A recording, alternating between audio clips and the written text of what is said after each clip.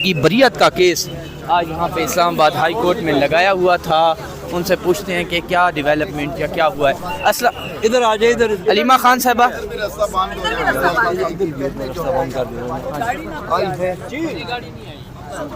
سب سے پہلے بتائیے گا کہ اہم آج سماعت ہوئی ہے, کیا کارروائی ہوئی ہے آج اس کیس میں؟ کہ آج آپ کو جیسے کہ معلوم ہے کہ عمران خان صاحب کا جو توشہ خانہ بلگیری سیٹ کا کیس اڈیالہ جیل میں چل رہا ہے, عمران خان صاحب اور ان کی اہلیہ, یہ دونوں اس میں ایک مرتبہ پھر ان کو ملزم لیا گیا ہے. ایک مرتبہ پھر میں نے کیوں کہا ہے اس کی بھی وضاحت کر دیتا ہوں. وہ کیس آج سے ٹھیک 2 یا 3 دنوں کے اندر کنکلوڈ ہونے جا رہا ہے اور اس میں فیصلہ آنے جا رہا ہے. مگر افسوس کی بات یہ ہے کہ اس کو رکوانے کے لیے وہ جو اللیگیلٹی کمٹ ہو رہی ہے, وہ جو ایک انفیئرنیس ہو رہی ہے اس پوری ٹرائل اور پوری پروسیڈنگز میں, ان کو ہم نے ایک بہت کمپریہنسو پٹیشنز میں ہم اسلام آباد ہائی کورٹ لائے, اور لائے بھی جنوری میں. جنوری میں جب ایک بھی گواہ ریکارڈ نہیں ہوا, ہم تب سے آئے ہوئے, اور ہم تب سے بار بار مختلف سی ایمز, مختلف درخواستیں, مختلف ریکویسٹ, مختلف ٹائم, کبھی چھٹیاں آ جاتی ہیں, کبھی ججز اویلیبل نہیں ہیں. آج فائنلی وہ کیس سنا گیا, اور سننے کے بعد اس میں ہمارے آج 2 مین دلائل تھے. میں آپ کے لیے بریف رکھوں گا بات. اس میں مین آرگیومنٹ تھا کہ ایک ہی جرم کو بار بار مختلف انویسٹیگیٹنگ ایجنسیز پروسیکیوٹ نہیں کر سکتی. ای سی پی نے عمران خان کو توشہ خانہ پہ پروسیکیوٹ کر دیا, دوبارہ نیب نے عمران خان صاحب کو گراف سیٹ میں پروسیکیوٹ کر دیا, میاں بیوی کو 14 سال سزا دے دی. اور سب سے اہم بات یہ ہے, جس دن گراف سیٹ کی انویسٹیگیشن ہوئی یا جس دن گراف سیٹ کا چارج فریم ہوا, نیب کے آگے بلگیری سیٹ اور اس کی پوری تفتیش, وہی گواہ, وہی الزام, وہی دینے والے تحفہ, وہی لینے والے تحفہ, انہی دنوں میں وہ تحفہ ملتا ہے. مگر نیب جان بوجھ کے بلگیری سیٹ کو پروسیکیوٹ نہیں کرتی اور چھوڑ دیتی ہے. قانون میں اس کی اجازت نہیں ہے کہ آپ ایک کیس کی حد تک آگے بڑھیں اور باقی چیز کو آپ چھوڑ دیں. تو اگر آپ ایک کیس میں گراف میں آگے بڑھ گئے تو وہ فائنلٹی لے گیا وہ کیس, بات یہاں نہیں ختم ہوتی. اس کے بعد تھانہ کوسار میں ایک FIR 442 رجسٹر ہو جاتی ہے عمران خان صاحب اور ان کی اہلیہ پہ. پہلا کیس ای سی پی کرتا ہے, دوسرا کیس نیب کرتی ہے, تیسرا کیس تھانہ کرتا ہے. اور آج جج افضل مجوکا صاحب کے پاس خان صاحب اور ان کی اہلیہ کی ضمانتیں لگی ہوئی ہیں توشہ خانہ کیس میں. تو آپ اگر آپ پوچھیں نا توشہ خانہ کیس, تو میں پوچھوں گا کون سے والا. یہاں تو کئی ماڈل ہیں توشہ خانہ کے, اور وہ ماڈل اسی لیے بنے ہوئے ہیں کیونکہ کیس ختم ہوئے ہیں, پروسیکیوٹ کرنے کے لیے کوئی آپشنز نہیں ہے. تو اس کے بعد اب فائنلی فیڈرل انویسٹیگیٹنگ ایجنسی آ گئی کہ ہم گراف کا کیس ہم لے لیتے ہیں, وہ ہم پروسیکیوٹ کر دیں گے. تو ایسے نہیں ہوتا. اس میں آئینی پروٹیکشن حاصل ہے, آرٹیکل 13 ہے کہ کسی بھی شخص کو قانون کہتا ہے 2 مرتبہ ڈسٹرب نہ کرو ایک ہی جرم کے لیے. میں نے جج صاحب کو کہا کہ یہ دوسری مرتبہ نہیں ہے, یہ 4تھی مرتبہ ہے. 4تھی مرتبہ میں تو آپ اس کیس کو روکیں. جج صاحب نے کیس نہیں روکا. جج صاحب نے کہا ہے آپ کے دلائل میں دم ہے, میں نوٹس کرتا ہوں, میں سب کو بلاتا ہوں. میں کہا جی سب کو بلانے کا فائدہ ہی نہیں جب نہ آپ تاریخ دے رہے ہیں, نہ آپ فیصلہ روک رہے ہیں.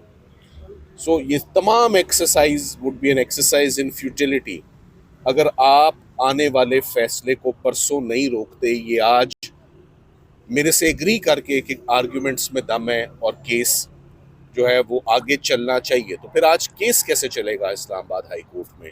اگر وہ اللہ کر کے لگ ہی گیا ہے کیس 10 مہینے کے بعد, تو اس کا فائدہ کیا ہوا؟ دوسرا جو بہت اہم نکتہ ہے, جس وقت اسلام آباد ہائی کورٹ نے توشہ خانہ کیس میں عمران خان صاحب اور ان کی اہلیہ بشریٰ عمران کو ضمانتیں دیں, تو فار دا فرسٹ ٹائم جو ہم نے قانون پڑھ کے اور اس کی صحیح تشریح کی, تو صاف صاف اس قانون کے اندر لکھا ہوا ہے کہ اگر کوئی شخص تحفہ لینے کے بعد آ کر بتائے نہ اور اس تحفے کو گول کر جائے اور ذکر ہی نہ کرے اور تذکرہ ہی نہ کرے, وہ बेईमान ہے, उसके खिलाफ एक्शन और कार्रवाई होनी चाहिए.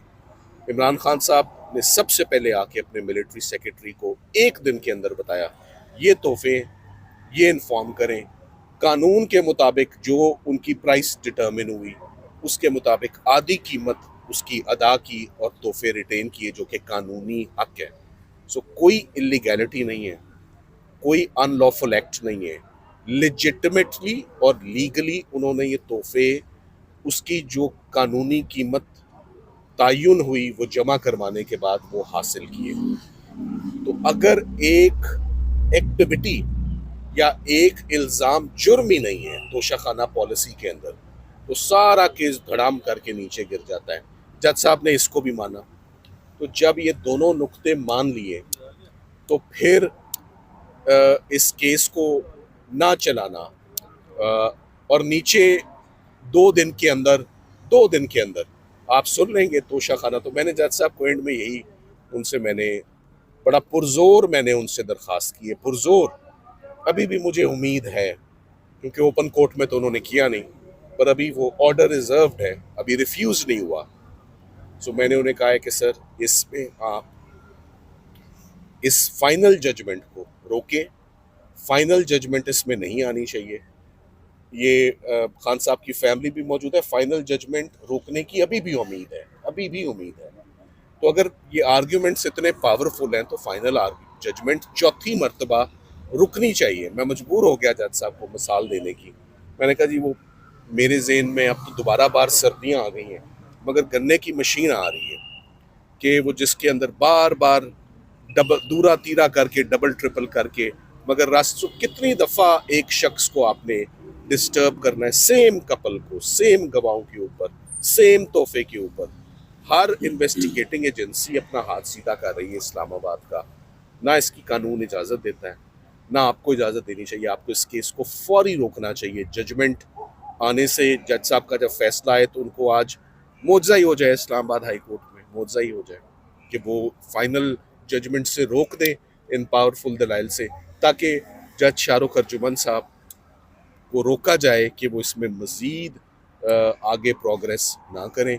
सो मैं उम्मीद करता हूँ एंड में कि जज मिन्हाज साहब जो कि आज तमाम दलाइल से मुत्तफिक थे, अगर वो मेरे दलाइल से मुत्तफिक थे तो उसका लॉजिकल रिलीफ इस फैसले को रोकना है जो चौथी प्रोसिक्यूशन तोशाखाना की हो जा रही है. आज आपको मैंने बहुत तफसील से समझा दिया है. इधर कोई जुर्म नहीं हुआ, इधर कोई कानून की वायलेशन नहीं हुई, इधर कोई रूल की वायलेशन नहीं हुई. आज सारी बात क्लियर बताई गई है और उस पर तकरीबन 1 घंटे आज दलाइल हुए हैं. 1 घंटे में मैं समझता हूँ आज इस केस में आप सबके सामने भी आ गया कि ये केस क्या है. So let's hope for the best. Aleema आपा कुछ कहेंगे?